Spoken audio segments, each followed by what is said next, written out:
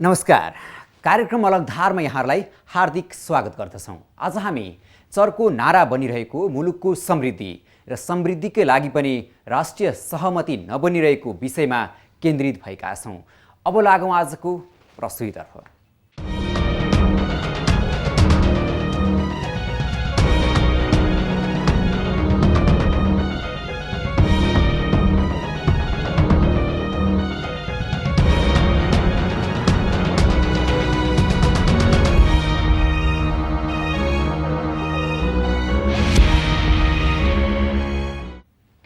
सशस्त्र द्वन्द्वको नेतृत्व गर्दै शासन सत्तासम्म चाखेका डाक्टर बाबुराम भट्टराई अहिले नयाँ शक्तिको रूपमा उदाएका छन्। आर्थिक समृद्धिको नारा घन्काएर अगाडि आएका भट्टराईको नारा नौलो होइन। सत्ताधारी दलहरू र प्रतिपक्षी दलहरूले पनि आर्थिक समृद्धिको एजेन्डा उठाइ नै रहेका छन्।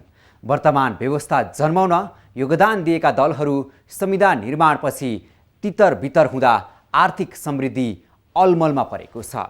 हरेक पटक राजनीतिक सहमतिको अस्त्रद्वारा अघि बढिरहेको राजनीति यति बेला भने कुहिरोको काग झैँ बनिरहेको छ। राष्ट्रिय सहमति र एकता बिना दलहरू आआफ्नै डम्फु बजाइरहेका छन्। संविधान कार्यान्वयनसँगै बाँकी रहेका राष्ट्रिय कार्यभारहरूमा राजनीति गम्भीर र केन्द्रित बन्न नसक्दा जनतामा अन्यलता छाएको छ। राजनीतिक नेतृत्वले जतिसुकै सुन्दर सपनाहरू देखाए पनि नागरिकले त्यसलाई पत्याउने वातावरण बनिरहेको छैन। राजनीतिमा तछाड मछाड भइरहँदा मुलुकको समृद्धि भने भिरमा फलेको फल झैँ देखिएको छ। राजनीतिक मेल र कामले पुष्टि गर्नुपर्ने यो मुद्दा नारामा सीमित देखिन्छ। बाँकी यो रिपोर्टबाट। विकासको मुद्दामै दलहरू विभाजित, आर्थिक समृद्धि नारामा सीमित।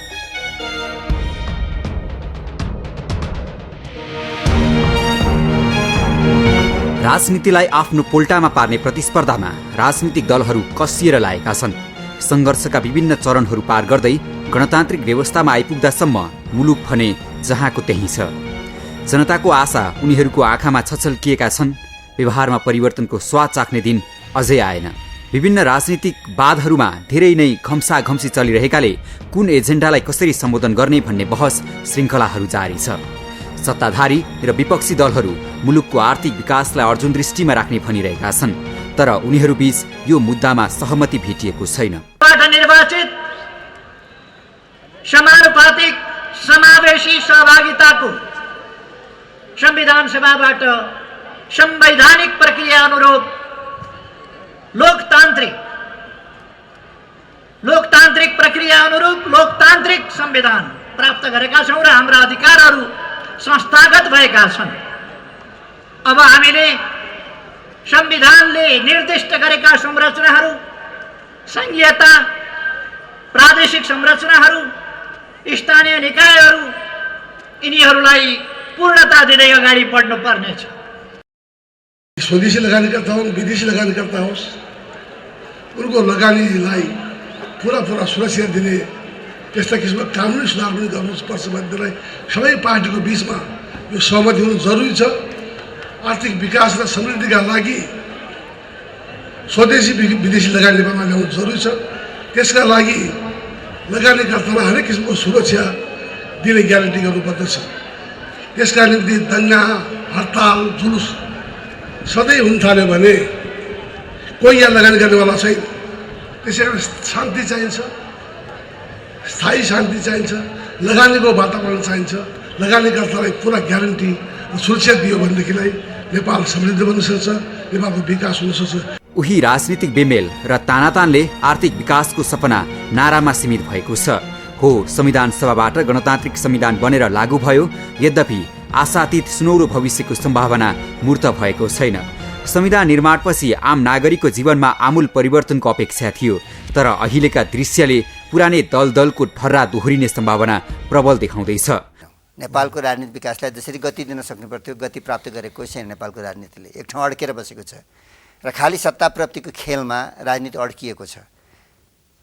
संविधान घोषणा भइसकेपछि संविधान ल्याउन सहमतिका साथ एक ठाउँ बसेका दलहरूकै बिचमा टकराव सुरु भयो, जसले गर्दाखेरि मुलुकले चाहे बमोजिमको राजनीतिक विकास हुन सकेन र समस्या छ अहिले। संविधान निर्माणसँगै राजनीतिक क्रान्तिका चरण सकिए, अबका विषय र मुद्दा फरक हुनुपर्छ भन्ने बहस नै हो। यद्यपि सरकार कसले चलाउने, निर्वाचनलाई कसरी आफ्नो पोल्टामा पार्ने भन्ने शक्ति र शासन केन्द्रित चिन्तनले राजनीतिलाई अल्झाइरहँदा दलहरूको त विकास होला नहोला, तर देश र जनता भने अझै भुमरीमा नै परिरहनेछन्। 10-15 वर्ष लामो जुन अन्तरिम काल, यो इन्टरिम अवधि रह्यो, सङ्क्रमण काल रह्यो, त्यसले गर्दा हाम्रो सबै व्यवस्थालाई, सिस्टमलाई यसले खुकुल्यायो। जो सिस्टम जुन चुस्त रहनुपर्ने त्यो हुन सकेन र अब यो अलिकति खुकुलिएको, अलिकति विसङ्कलित भएको जुन सिस्टम हो, यसले जुन ढङ्गले परिस्थितिलाई ह्यान्डल गर्नुपर्ने हो त्यो ह्यान्डल गर्ने कुरामा पनि समस्या रह्यो। सिद्धान्तका फेरिस्तहरूले विकास लोकतन्त्रलाई प्रजातन्त्रको पहिलो मानक ठानेको छ। सदियौँदेखि स्थिर राजनीति भएका अधिकांश युरोपियन र अमेरिकन देशहरूलाई एउटै आर्थिक मन्दीले निकै जर्जर बनाएको सर्वविदितै छ। आर्थिक विकास र सामाजिक न्याय स्थापित भए जस्तो सुकै व्यवस्थालाई पनि नागरिकले सम्मान दर्शाउँछन्, तर उही विकास र कानुनी शासनको खिलाफमा देश जर्जर बनिरहँदा जनता अल्मलिएका छन्। मुलुक अवतरण गर्न नसकेको जहाज झैँ हराइरहेको छ। देशको राजनीतिको सही विकास भन्दा पनि सत्ता स्वार्थको लडाइँ बढी त्यसमा गाँसिएको छ। फेरि एकपटक प्रमुख राजनीतिक दलहरू एक ठाउँ बस्नै पर्छ। प्रमुख राजनीतिक दलका शीर्ष नेताहरू एक ठाउँ बसेर अहिलेसम्मको परिस्थितिको पुनर्विचार रिभ्यू गरेर, पुनरावलोकन गरेर फेरि एउटा नयाँ बाटो निर्माण गर्न सक्नुपर्छ। र त्यो नयाँ बाटो भनेको मेरो विचारमा राष्ट्रिय सहमतिको बाटो हो। राजनीतिमा समझदारी निर्माण हुन सक्यो भने सरकारमा जो होस्, आखिरी सरकार त्यही बाटोमा हिँड्छ नि त। मैले चाहिँ यसरी हेर्न थालेको छु अहिले आजको दिनमा। यति बेला राष्ट्रिय सहमतिको सरकार बहस पनि चलिरहेको छ, तर केका लागि सहमति भन्नेमा राजनीतिक स्वार्थ मात्र भेटिन्छ, देश स्वार्थ ठम्ब्याउन सकिएको छैन। देशको विकास र समृद्धिका लागि राष्ट्रिय सहमति र एकता हो भने त्यसलाई रोकेको छ कसले? किन जुट्न सक्दैन देश उज्यालो बनाउने अभियानमा एकता? हामीले कति पटक सरकार फेर्ने, केका लागि सरकार फेर्ने, किन सरकार फेर्ने, त्यो आवश्यकता र औचित्य पुष्टि हुनु पर्यो।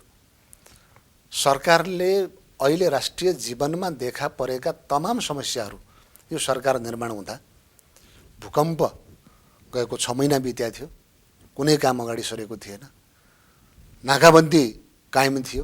हामी हाम्रो सरकार बनाउन सक्षम छौँ, हाम्रो कानुन हामी आफै निर्माण गरेका छौँ। त्यो निर्माण गरिएको संविधानलाई कार्यान्वयन गर्न सरकार तयार छ, सरकार क्रियाशील छ। दलगत तथा राजनीतिक नेतृत्वका सीमित उद्देश्यले सिङ्गो मुलुकको समृद्धि लक्ष्यलाई छोपिरहँदा वर्तमान राजनीतिलाई जनताले नै पत्याउन सकिरहेका छैनन्। परिवर्तनका धेरै खुड्किलाहरू यो देशले पार गर्यो, तर जनताको जीवनशैली र देशको चौकुना भित्रको जमिनमा परिवर्तन भेट्न अझै हम्मे नै छ। किन? संविधान जारी गर्दा राष्ट्रिय सहमति बने पनि ती सबै दलहरू सरकारमा त थिएनन्। त्यसले आज पनि हामीले के कुरा गम्भीरतापूर्वक विचार गर्नुपर्छ भने आजको राजनीतिको प्राथमिक र प्रमुख विषय के हो? सत्ता हो या राजनीति हो? राजनीतिलाई हामीले मूलभूत रूपबाट आजको दिनमा यसरी हेर्न सक्नुपर्छ नेपालको सन्दर्भमा कि नेपालले के गर्दा राजनीतिक स्थायित्व प्राप्त गर्न सक्दछ, दिगो शान्ति प्राप्त गर्न सक्दछ, आर्थिक प्रगति र समृद्धि प्राप्त हुन सक्दछ नेपालमा, र एक स्वतन्त्र सार्वभौम स्वाधीन देश नेपालमा सदाकाल रहिरहने गरिकन एउटा मार्गचित्र बन्न सक्छ। राजनीतिको मूलभूत रूपबाट हामीले सोच्नुपर्ने विषय हो। बेलायत, जापान, सिङ्गापुर, साउदी अरबिया लगायतका देशमा राजतन्त्र सफल छ। अमेरिका, भारत, स्विजरल्यान्डमा गणतन्त्र उत्तिकै सघन छ। अधिकांश युरोपियन देशमा केन्द्रीकृत शासन व्यवस्था छ। पुँजीवादी भनेर चिनिने र उच्च घराना मात्र संरक्षण गर्ने आरोप लाग्ने युरोपका देशहरूमा शिक्षा, स्वास्थ्य निःशुल्क छ, सामाजिक सुरक्षा भर पर्दो छ। त्यही भएर नागरिकले त्यहाँको राजनीतिलाई आत्मसात गर्छन्। गरिबीले च्यापुन्जेल संसारका कुनै पनि राजनीतिक सिद्धान्त र दर्शनले जनतालाई छुँदैन। आर्थिक अवस्था सबल भएमा कुनै पनि राजनीतिक सिद्धान्त अभाव सिद्ध हुँदैन भन्ने उदाहरणहरू पनि छन्। देश कता जाने र लाने भन्ने स्पष्ट मार्गचित्र नआइरहेको बेला सबै जसो दलहरूले रङ्गी बिरङ्गी सपनाहरू बाँडिरहेका छन्। संविधान जारी पछिको एजेन्डामा हरेक दलहरूले विकास र समृद्धि जोडेका छन्, तर के मुलुक उज्यालो बनाउने ठोस योजना, खाका र त्यसलाई कार्यान्वयनमा ल्याउने सामर्थ्य जुटाउन सक्छ अहिलेको राजनीतिले? दलीय नारा जनता भुल्याउनका लागि मात्रै हो या व्यवहारमा नै यो देशको मुहार फेर्न हो भन्ने स्पष्ट हुन जरुरी छ। दलीय र व्यक्तिगत स्वार्थभन्दा माथि उठेर दलीय प्रतिबद्धता कार्यान्वयनमा आउन सक्छ। सत्ता केन्द्रित राजनीति, अस्थिर शासन व्यवस्था, संविधान कार्यान्वयनमा अलमल, राज्य संयन्त्रहरूको निष्क्रियता र राष्ट्रिय रूपमा देखिएको सहमतिको अभावमा देशले विकासको बाटो समात्ने देखिँदैन। यो बेला राजनीतिमा धेरै गफ अनि मिठा मिठा सपनाहरू भेटिएका छन्, तर जनताले काम अनि समृद्धि झल्कने विपना खोजिरहेका छन्। बाँकी यो रिपोर्टबाट। आर्थिक अभावमा नागरिकका सपना अधुरो, गणतन्त्रले पनि ल्याएन जीवनमा सुधार।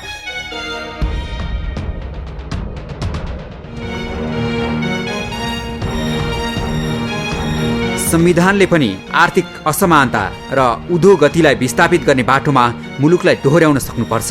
दैनिक 1500 को हाराहारीमा विदेश दिने युवालाई देशमै भविष्य देखाउने वातावरण कहिले बन्ने? यदि हामीले हाम्रा युवाहरूलाई, हाम्रा छोराछोरीहरूलाई यो देशभित्रै रोजगारी दिएर राख्न सकेनौँ, हाम्रा 50 लाख हाम्रा युवा युवतीहरू देश छोडेर बाहिर जान बाध्य भइराखे। यो देश खालि बुढाखाडाहरू मात्रै बस्ने, खालि मर्ने बेलामा मात्रै आउने देश बनिराख्यो भने लोकतन्त्रको अर्थ रहँदैन। त्यसैले राष्ट्रियताको सम्वर्धन निम्ति पनि, लोकतन्त्रको रक्षा, गणतन्त्र संहिताको रक्षा प्रबन्धनको निम्ति पनि अब आर्थिक विकास र समृद्धि एक नम्बर एजेन्डा बन्छ। देशको यथार्थ चित्रण त यहाँ अधिकांशलाई दुई छाक जुटाउन समस्या छ। बढ्दै गएको जीवन निर्वाह खर्च र आम्दानी बीच तादम्यता मिलाउन मुस्किल छ। न्यून पारिश्रमिकमा श्रम सम्झौता छ। गुणस्तरीय जीवनका अधिकांश सूचक शून्य वा नकारात्मक दिशामा छन्। देशभित्र सबै नागरिकका कयौं सपना आर्थिक अभावमा त्यसै छन्। आधारभूत आवश्यकतामा नै जनताले भारी कटौती गर्नु परेको छ। हामी यो गर्न आवश्यक छ। यो राष्ट्रको समृद्धिका लागि, यो देशको पूर्वाधार निर्माणका लागि हामीले रेल चढ्न इन्डिया नै जानुपर्ने या चाइना नै जानुपर्ने? नेपालमा, नेपाली धरतीमा रेल नचढ्न सक्ने हो र? नगुड्न सक्ने हो र? कुरा उठेन भने कहिले उठ्ने? 10 वर्षपछि उठ्ने? प्रधानमन्त्रीले विकासको बहसमा आफैले यसरी सामेल भएर अब यसरी जानुपर्छ, यो हाम्रो आवश्यकता हो, यो गर्न सक्यो भने देशको परिवर्तन हुन्छ, यो लक्ष्यका साथ हामीले अगाडि बढ्नुपर्छ भन्न नपाउने? जनताको घाँस बास र कपासमा सुधारमूलक प्रगतिको प्रत्याभूतिसम्म पनि गराउन नसक्दा बोली, शब्द र विधानमा हुने स्वतन्त्रताको कुनै महत्त्व अनि रौनक भेटिएको छैन। सर्वाधिक सफल हुने आशा गरेको गणतन्त्रले मुलुक र जनताको खास विषयहरू सम्बोधन गर्न सकेको छैन।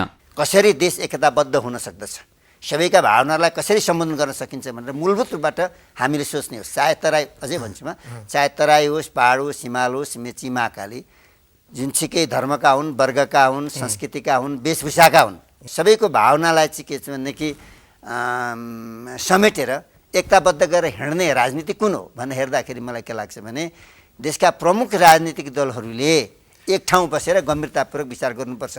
अप्ठ्यारो चाहिँ कहाँनिर परेको हो भने मैले बुझेसम्म संविधान जारी भइसकेपछि मूलभूत रूपबाट देशको राजनीतिलाई प्रभाव पार्न सक्ने प्रमुख राजनीतिक दलका शीर्ष नेताहरू एक ठाउँमा बसेर गम्भीरतापूर्वक विचार विमर्श गरेका छैन। अहिले सबभन्दा अप्ठ्यारो परिस्थिति त्यहाँनिर खडा भएको छ। जनताको चाहना त नियम कानुन मात्र नभई जीवन निर्वाह नै सुधारियोस् भन्ने हुन्छ। नीति, नियम, शासन अनि शासक र शासन व्यवस्था मात्र होइन, सुव्यवस्था र सुशासनको नमुना व्यवहारमा नै देखियोस् भन्ने आम अपेक्षा छ। संविधान कार्यान्वयन मुलुकको जटिल जिम्मेवारी हो। अहिले यसका लागि सबै राजनीतिक शक्तिहरू मिल्न जरुरी छ। अब देखिने गरिने विकास र समृद्धि देशको अनुहार चाहिएको छ। सोसाइटीमा व्याप्त रहेको यो खुकुलोपन, यो बिचिङ, अनुशासनहीनताको कुरालाई कन्ट्रोल गर्नेदेखि लिएर सबैले जनता, राष्ट्र, भविष्यप्रति प्रतिबद्ध भएर उही भ्यालुजको साथमा काम गर्ने एउटा परिपाटी बन्नुपर्छ। अब त्यो त्यस्तो कतिपय, किन यो सरकार कोलिसन गभर्मेन्ट हो, अब विभिन्न अब प्रधानमन्त्रीकै पार्टीका सबै मन्त्रीहरू होइनन्, डिफ्रेन्ट पार्टीका मन्त्रीहरू छन्। अब डिफ्रेन्ट पार्टीले ती मन्त्रीहरूलाई कसरी भनौँ परिचालित हुन अर्थी उपदेश, शिक्षा, प्रशिक्षण दिएको हुन्छ, त्यो प्रधानमन्त्रीले नि भन्ने कुरा होइन। प्रधानमन्त्रीले त जेनरल डिरेक्सन दिएर सरकारको लक्ष्य यो हो, यसलाई पुरा गर्न यहाँहरूले काम गर्नुपर्ने हुन्छ।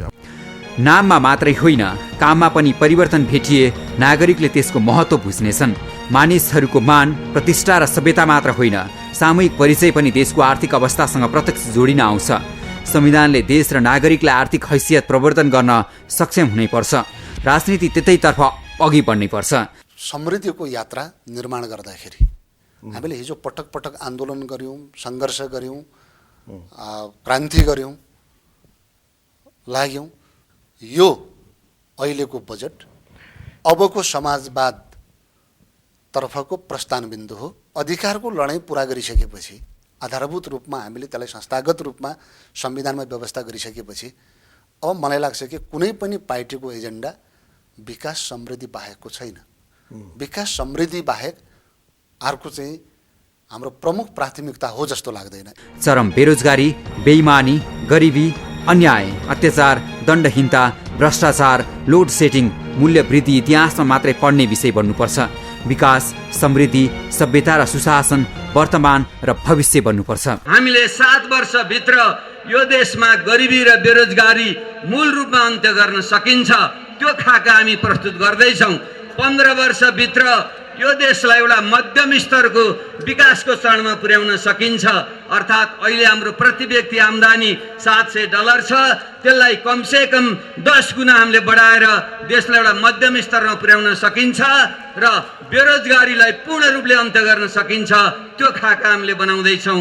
र 25 वर्षभित्र अर्थात् मेरै जीवनकालमा, तपाईँहरूको जीवनकाल त अझै बाँकी छ, मलाई लाग्छ मेरै जीवनकालमा मैले भनेको छु हामीले 25 वर्षभित्र नेपाललाई संसारको सबभन्दा धनी देश हामी बनाउन सक्छौँ। संविधान कार्यान्वयनसँगै स्थानीय निर्वाचन तथा आम निर्वाचन हुँदै राजनीतिमा स्थायित्व तथा विकासमा गतिशीलता चाहिएको छ। समृद्ध देशको भविष्यका खातिर मुलुकलाई डोर्याउन हतारो भइसकेको छ। विश्वसामु नेपाल एउटा सबल, सक्षम र उदाहरणीय मुलुक बनाउन राजनीतिमा के योजना छ त? राजनीतिक नेतृत्व कतिको गम्भीर छन् त? हामीले आफ्ना कमजोरी लुकाउनको लागि जहिलेसुकै यो अरूलाई दोष दिने गरेका छौँ। यो मलाई कहिले पनि चित्त बुझेको विषय छैन। हामी आफ्नो राष्ट्रिय मन बनाउँदैनौँ, अनिखेरि विदेशीबाट रङ्गिएको एकअर्कामाथि आरोपित गर्छौँ। मलाई त्यो पटक्क कहिले मन लाग्दैन। मूलभूत रूपबाट हामीले मिलेर गरेपछि त्यसैमा साथ हुन्छ दुनियाँको। मैले बुझेको यो हो, जब मानिस निजी स्वार्थको अधीनमा पर्दछ त्यसले राष्ट्रको स्वार्थलाई बिर्सन्छ। समस्या त्यहीँनिरबाट छ। निजी स्वार्थबाट माथि नउठिकन, आन्तरिक कमजोरीबाट मानिस माथि नउठिकन एउटा आदर्शमा समाहित हुनै सक्दैन। हाम्रो आदर्श राष्ट्र हो। हामी राष्ट्रको आदर्शमा हामी समाहित भयौँ भने राष्ट्रको अस्तित्वको कुरा होला, राष्ट्रको उन्नतिको कुरा होला। समस्या चाहिँ कहाँनिरबाट भएको भन्नाले पहिले जब संविधान जारी भयो, राजनीतिक दलका शीर्ष नेताहरू आन्तरिक स्वार्थमा, निजी स्वार्थमा केन्द्रित भए। समस्या त्यहीँबाट प्रारम्भ भयो। जहाँबाट समस्या प्रारम्भ भयो, जुन कारणबाट समस्या प्रारम्भ भयो, त्यो कारणलाई सम्बोधन नगरिकन कसरी देश अगाडि जान्छ त?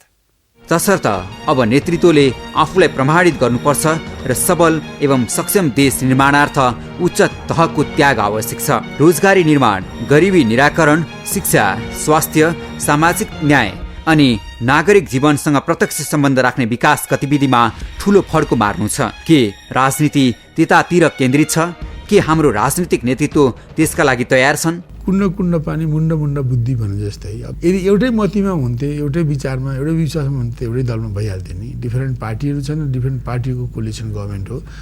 अब सरकारको नीति, कार्यक्रम, लक्ष्य सबैले भरवल्ली माने पनि अब त्यसलाई कसरी अलग अलग पार्टीले बुझेका छन् र त्यसलाई कसरी कार्यान्वयन गर्ने उनीहरूको इच्छा छ, कसरी कार्यान्वयन गर्ने उनीहरूले जोड दिएका छन्।